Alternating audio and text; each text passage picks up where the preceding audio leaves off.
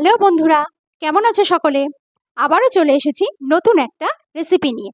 পনির দিয়ে কিভাবে নতুন একটা রেসিপি বানাবো, চলো সেটাই দেখে নেওয়া যাক।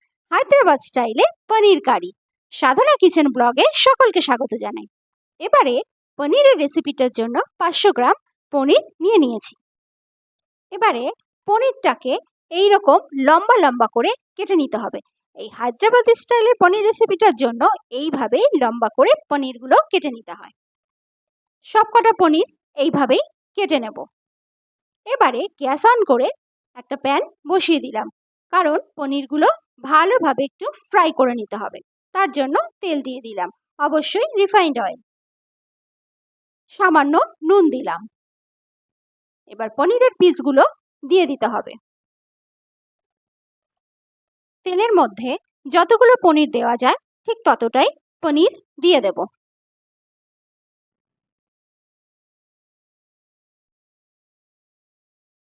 এখন এই রকম লাল লাল হলেই পনিরগুলো উল্টে দেব। আর একটা পিঠও এইরকম লাল লাল করে ফ্রাই করে নেব। গ্যাসের ফ্লেমটা মিডিয়ামে রাখতে হবে, কারণ পনির ফ্রাই করতে বেশি সময় লাগে না।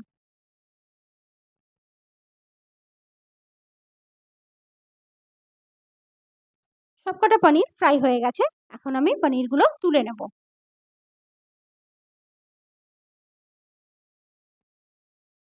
একটু তেলটা ঝরিয়ে নিয়ে তুলে নিচ্ছি।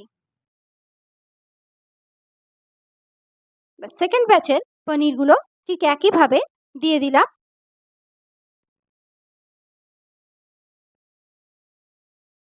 সামান্য একটু নুন ছড়িয়ে দিলাম।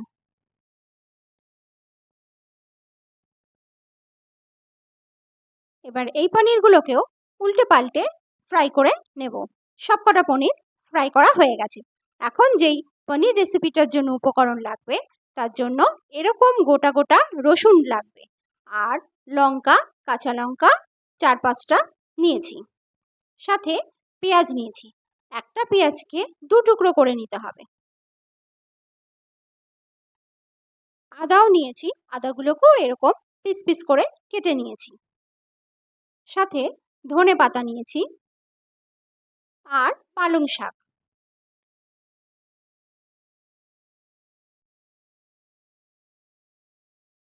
এছাড়াও গোটা জিরে, গোটা গরম মশলা, এলাচ, দারচিনি, লবঙ্গ, আর সাথে 2টো শুকনো লঙ্কা। আর লাগবে টক দই হাফ বাটি, আর হাফ বাটি আমুল ফ্রেশ ক্রিম, সামান্য কসুরি মেথি। এবারে ওই তেলের মধ্যেই পেঁয়াজ ভেজে নিতে হবে। তার জন্য গোটা গোটা পেঁয়াজগুলো দিয়ে দিলাম।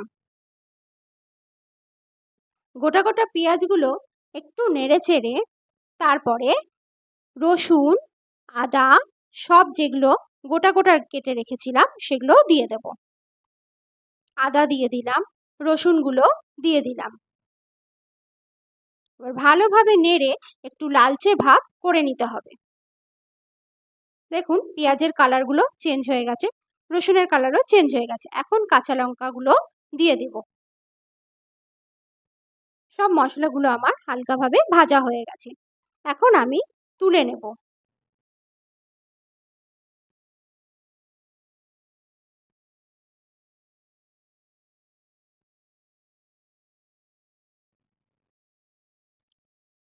সব মশলাগুলো তুলে নিয়ে একটু ঠান্ডা করে মিক্সিং গ্রাইন্ডারে দিয়ে ব্লেন্ড করে নেব। পালং পাতাগুলো দিয়ে দিচ্ছি, ধনে পাতা কুচোনো ছিল সেগুলোও দিয়ে দিলাম। এবারে যে মশলাগুলো ভেজে রেখেছিলাম, পেঁয়াজ, আদা, রসুন, কাঁচা লঙ্কা, সেগুলো দিয়ে দিলাম। এবারে সব একসঙ্গে দিয়ে মিক্সিতে ভালোভাবে পেস্ট করব। সাথে টক দই দিলাম।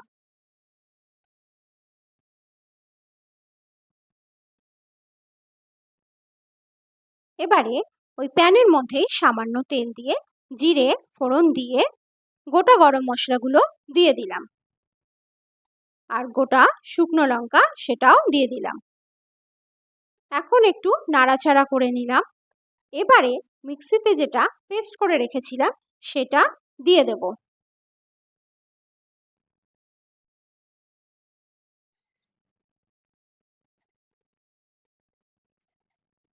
মশলাটা দেওয়ার পর এবারে মিক্সিং গ্রাইন্ডারের মধ্যে যে বাকি মশলাগুলো লেগেছিল সেটাতে একটু জল দিয়ে আবারও একসঙ্গে দিয়ে দিলাম। এখন একটু সময় নিয়ে মশলাটাকে কষিয়ে নিতে হবে। এই গ্রেভি মশলাটা যত ভালো করে কষানো হবে ততই এর টেস্ট ভালো হবে।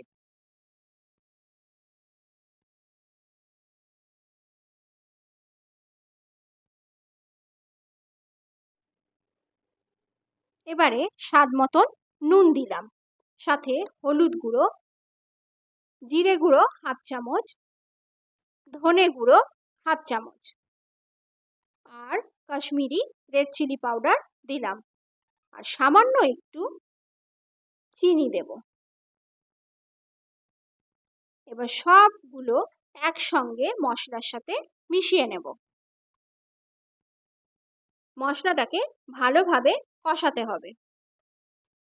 এই গ্রেভিটা যত বেশি কষানো হবে টেস্টটা তত বেশি বেড়ে যাবে। মশলাটা ততক্ষণ কষাতে হবে যতক্ষণ মশলার গা থেকে তেল ছেড়ে না আসে। দেখুন মশলার গা থেকে ঠিক এইভাবে তেল ছেড়ে আসবে।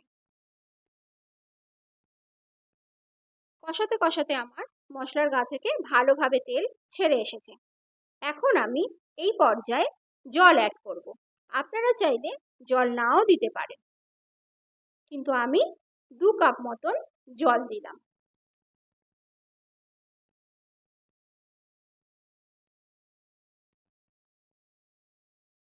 হালকা উষ্ণ গরম জল অ্যাড করলাম। এবারে জলটা দেওয়ার পরে একটু ঢাকা দিয়ে 5 মিনিটের মতন ফুটতে দিতে হবে। এতে গ্রেভিটা একটু গাঢ় হয়ে আসবে, জলটাও একটু শুকিয়ে যাবে।